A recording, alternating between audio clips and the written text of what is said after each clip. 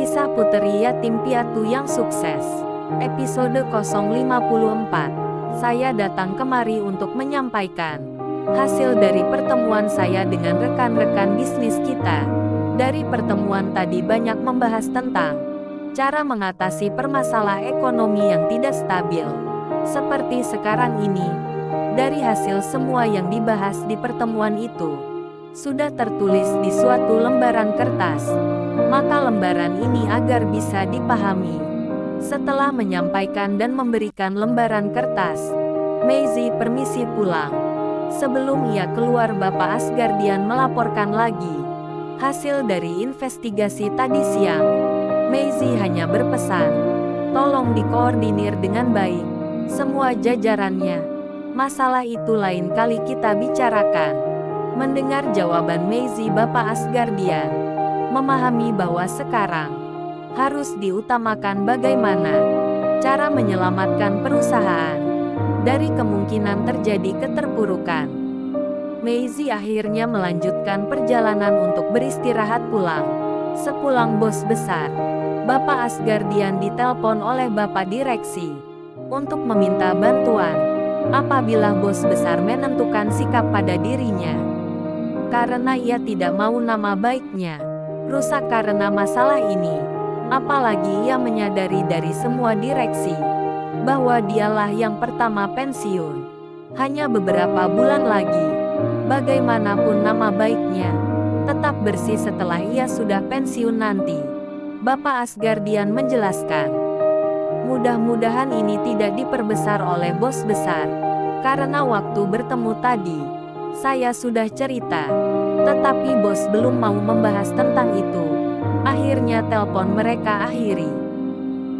Waktu sore hari pun telah tiba. Semua pegawai dan karyawan sudah bersiap-siap akan pulang. Hanya beberapa menit lagi jam kerja berakhir. Akan berlanjut lagi besok pagi. Setelah tiba di rumah, Maisie beristirahat di tempat tidurnya. Karena ia masih terasa lelah habis banyak perjalanan hari itu. Waktu terus berlalu. Rasa lelah sudah tampak berkurang. Seperti biasa, Maisie selalu menyempatkan diri untuk membuka komputernya. Ia selalu memeriksa semua data laporan keluar masuk perusahaan. Tidak terkecuali yang ia periksa data pegawai dan karyawan. Itu hanya bertujuan untuk mengetahui masa kerja mereka, siapa yang masih lama, siapa yang sebentar lagi akan pensiun. Semua itu harus ia persiapkan dari awal. Karena malam sudah larut, cuaca sudah terasa dingin, mata pun sudah terasa mengantuk. Maisie memutuskan untuk tidur dulu. Karena besok mungkin ada acara yang harus ia hadiri. Hari sudah pagi.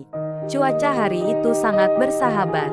Di jalan sudah pada lalu lalang. Karena waktunya orang berangkat kerja. Lain halnya Maisie hari itu.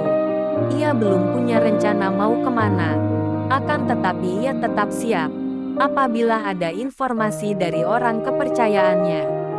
Hari sudah pukul 9.30 menit. Namun belum ada informasi dari orang kepercayaannya. Tetapi bukan berarti ia santai-santai saja di rumah. Ia selalu mencari informasi tentang perusahaan yang akan melakukan pengurangan karyawan besar-besaran. Baginya jangan sampai jumlah pengangguran terus meningkat. Ia merasa kasihan dengan kejadian seperti itu. Ia sangat peduli dengan sesama. Maka dari itu ia akan tetap berusaha semaksimal mungkin. Dengan desah-desus yang berkembang di perusahaan, masalah pegawai yang melarikan diri beberapa hari yang lalu, Maisie harus cepat mengambil suatu tindakan. Ia berpikir jangan sampai ada pegawai yang terasa terpojokkan. Maka ia menghubungi Deki untuk cepat meredam isu tersebut. Karena sudah terjadi, maka stop isu yang liar itu. Selesaikan dengan bijak dan jangan lagi isu itu berkembang. Pertama, kamu jumpai Bapak Direksi. Kumpulkan semua pegawai. Sampaikan pesan dari saya, kasus itu sudah selesai. Setelah mendapat perintah dari bosnya, Deki langsung berangkat. Setiba di kantor, semua pegawai merasa takut. karena mereka tahu bahwa Deki orang kepercayaan bos besar. Deki masuk saja dan ia menuju ruang kerja direksi. Karena Deki tidak pernah ke sana, tetapi mereka tahu bahwa dia kepercayaan bos besar, membuat mereka bertanya-tanya. Dan tidak terkecuali Bapak Direksi. Ada apa sebenarnya kedatangan orang kepercayaan bos besar? Setelah Deki masuk, Bapak Direksi sudah tampak muka ketakutan.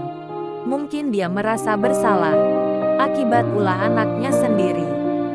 Sesuai pesan dari bos besar, Deki tidak banyak bertanya kepada Bapak Direksi. Hanya saja ia meminta kepada Bapak Direksi untuk mengumpulkan semua pegawai di ruangan meeting. Mendengar permintaan dari orang kepercayaan bos besar, Bapak Direksi menghubungi kepala bagian protokol untuk memberitahu semua pegawai karena ada pertemuan mendadak. Rasa takut pun belum juga hilang dari perasaan Bapak Direksi. Apakah orang kepercayaan bos besar ini akan mempermalukan dirinya di depan bawahannya sendiri? Karena semua pegawai sampai dikumpulkan di dalam ruangan. Karena pegawai sudah masuk semua, terlihat dari layar CCTV. Deki langsung mengajak Bapak Direksi untuk menemui para pegawai. Setelah orang kepercayaan bos besar bersama Bapak Direksi masuk, semua pada diam karena posisi jam kerja. Agar tidak banyak tersita waktu kerja, Deki langsung saja menyampaikan pesan dari bos besar bahwa isu yang selalu berkembang tentang pelarian salah satu pegawai kita mulai sekarang untuk di-stop karena masalah ini sudah selesai. Jadi jangan lagi di antara pegawai membuat isu lagi. Ini pesan dari bos kita yaitu Ibu Meizi. Selama Deki bicara, Bapak Direksi menundukkan kepala saja. Mungkin ia merasa malu. Ternyata kantor yang bermasalah itu kantor di mana Bobby bekerja. Orang yang mempermalukan Meizi saat di acara reuni tidak lain teman sekelas Deki juga. Bobby merasa terkejut setelah mengetahui Deki sebagai orang kepercayaan Meizi, orang yang telah ia permalukan.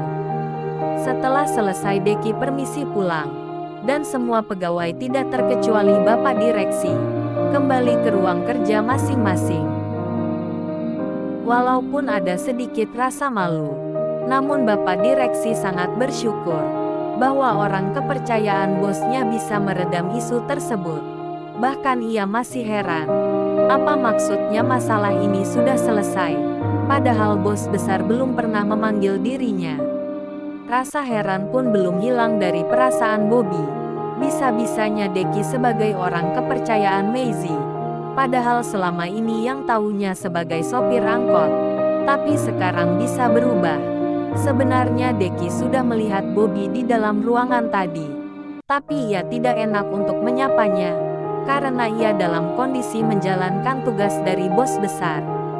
Karena posisi lagi habis makan siang, Deki memberi kabar bahwa masalah di kantor cabang sudah diselesaikan. Meizi hanya membalas dengan ucapan terima kasih. Siang itu Meizi akan berkunjung ke kantor pusat.